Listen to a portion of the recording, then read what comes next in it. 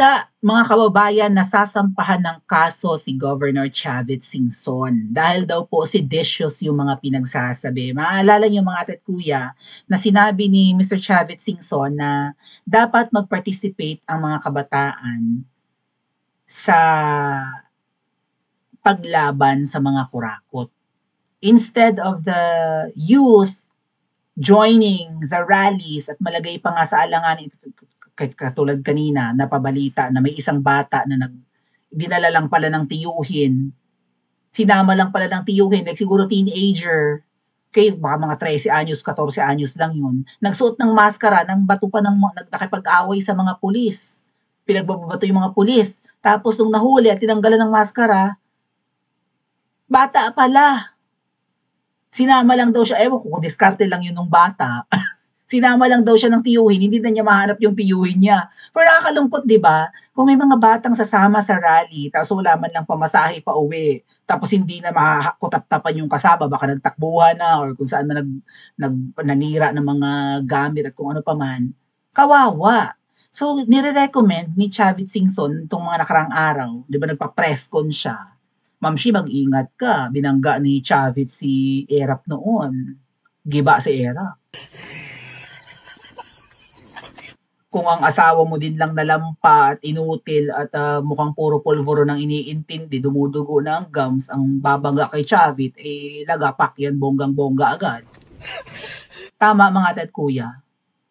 Kung singiwi lang ang babangga kay Chavit, baka Diyos ko po, bahag na agad ang buntot, hindi pa bumubuka ang bibig ni Chavit.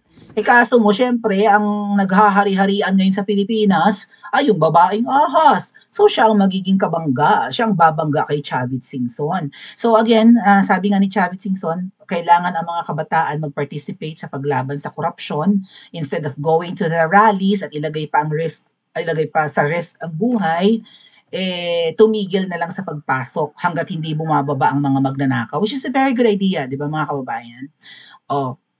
Huwag kayong pumasok, sabing gano'n, hanggat hindi nagre-resign or hanggat hindi nakukulong yung mga magnanakaw na yan.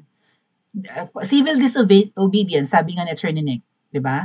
Ba't tayo susunod sa kanila?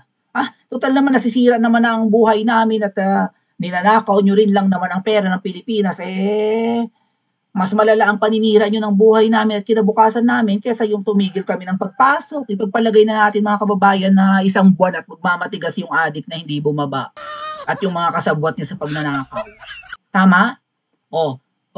Kung talagang matigas at matigas sa mukha, kapit-tuko pa, no? Kakapit ng husto sa pwesto, isang buwan, ayaw talagang, hindi na pumapasok ang mga bata, ayaw pa rin bumitiw, wala pa rin napaparusahan at nakukulong, siguro katutuwa ng mga bata, isang taon tayong pumasok, ayaw palang bumaba. Sige. Actually, very, very clever yung idea ni Chavit Singson. Pero syempre, sabi nga, ano daw yan, act of sedition, sabi ni Butangera. Okay? Basahin natin. Malaking kasinungalingan, sabi ni Butangera Anticlair.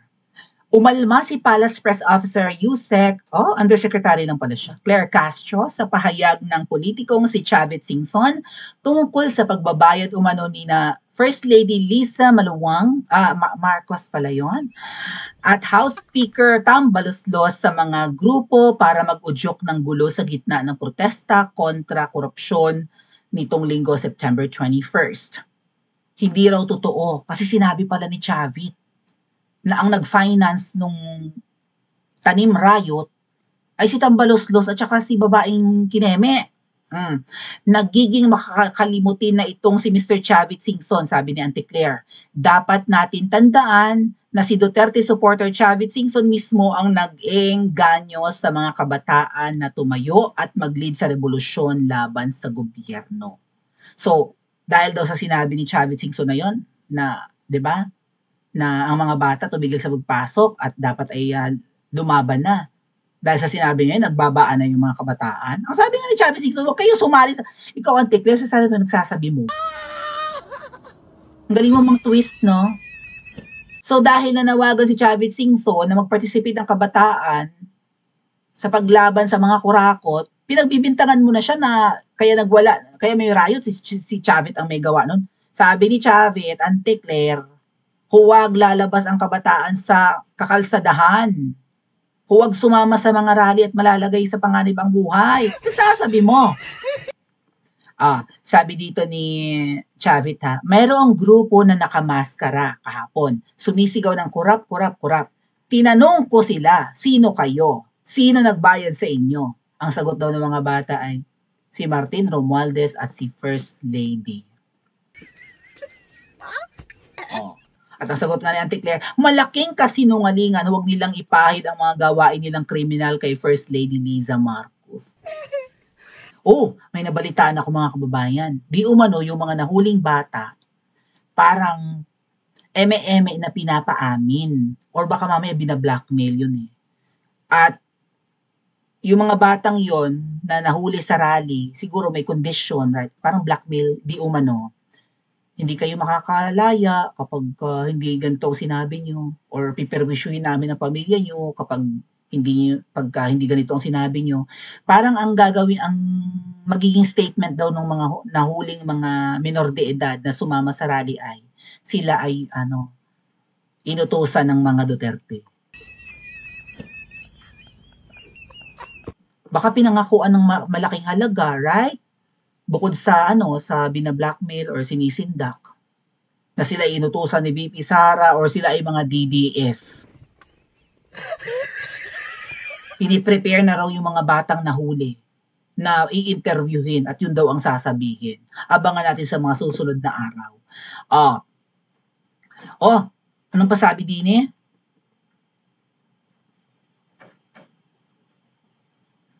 Palace Press Officer Claire Castro is calling on authorities to investigate if President Ferdinand Marcos Jr.'s erstwhile ally, businessman and former Ilocos Sur Governor Luis Chavit Singson may be liable for inciting to sedition for calling for the president's ouster. Pwedeng makasuhan daw si Chavit Singson ng inciting to sedition. So, mga otoridad ang pinananawagan ni Auntie Claire. So, PNP, NBI, CIDG ba? And ano pa mga authorities yan? Mag-file ika ng kung liable or guilty of committing inciting to sedition. Auntie Claire, abogada ka, di ba? Di ba abogada yan si Auntie Claire? Lawyer, vlogger. Ba't hindi mo alam kung nag-i-incite nga ng sedition si Chavit Singson? Pero mga ating sabi ko nga sa inyo, binangga ni Chavit Singson si Erap dati, giba si Erap. Ngayon, nagsalita siya against Ngiwi. Katapusan na ba ni Ngiwi? Sabi ng ang balita ngayon, ayan, tapos ka na pag si Chavit na ang nagsalita. Binigyang din ni former COA or COMELEC Commissioner Attorney Rowena Guanzon ang bigat ng pahayag ni former Ilocos Sur Governor Chavit Singson kaugnay ng mga isyung kinakaharap ngayon ng Administrasyong Marcos Jr. Kapag nagsalita ang tao na yan, tapos ka ng Ngiwi. Kasi former ally nga eh. Right? Ang ano ba sabi ni Chavit Singson nung nagpa-press con siya the other day? Pinatawag niya yung mga mayors kasi wala yatang mga mayors na sumusuporta sa kandidacy ni Ngiwi. Pero nung pinatawag niya yung mga mayors, ayun, napasunod ni Chavit Singson kasi parang presidente siya ng League of Mayors yata. 'Di ba? Pinatawag niya yung mga mayor ng iba't ibang cities and municipalities at ayun nga, sinuportahan yung candidacy ni Ngiwi. Okay. Ayon kay Guanzon, ito pa yung nakasulat sa article mga kuya. Bihira magsalita si Chavit dahil likas itong kaibigan ng lahat, ngunit kapag nagsalita na ito may basbas ng masa at business community ang kanyang tinig. Siyempre marami mga tropang mga negosyante, billionaire baga naman. Bihira lumabas si Chavit pag magsalita dahil hanggat maaari ay kaibigan niya ang lahat, pero kapag nagsalita ng taong iyan dahil may isang salita, tapos ka na. Pinira yung mga ghost project sa Ilocos Norte. And also, di ba, yung si Erap noon, nagpa-interview noon si I think naging whistleblower si Chavit Singson patungkol sa huweteng thingy ni Erap. Involvement sa weteng. O di, na people power si Erap. And ngayon, lumabas ulit si Chavit Singson na matagal nang nanahimik. Nga pala, matanong ko lang si former Governor Chavit Singson. Di ba tumakbo yan siya na ako baka magamit sa kanya yun We'll see. Makayanan kaya niya si Yanes? Si Butodels?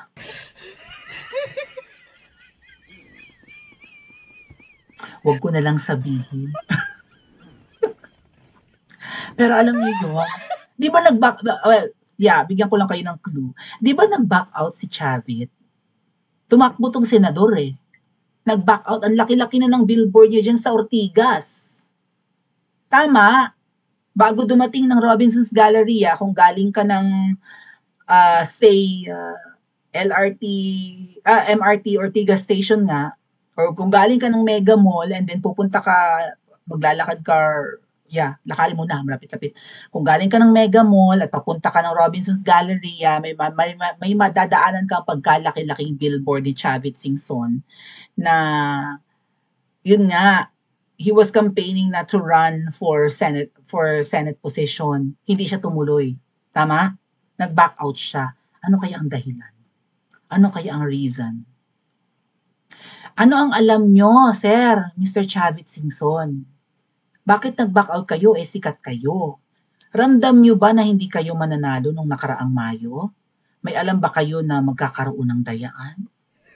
Ano kaya ang nagpa-back out kay Chavit? Kayang-kaya niyang tumakbong senador. Kaya niya ang gastusin. Sikat din naman. Bakit siya nag-back out? Ano ang dahilan? Pa-comment niyo po sa comment section at mag-like and subscribe din po kayo.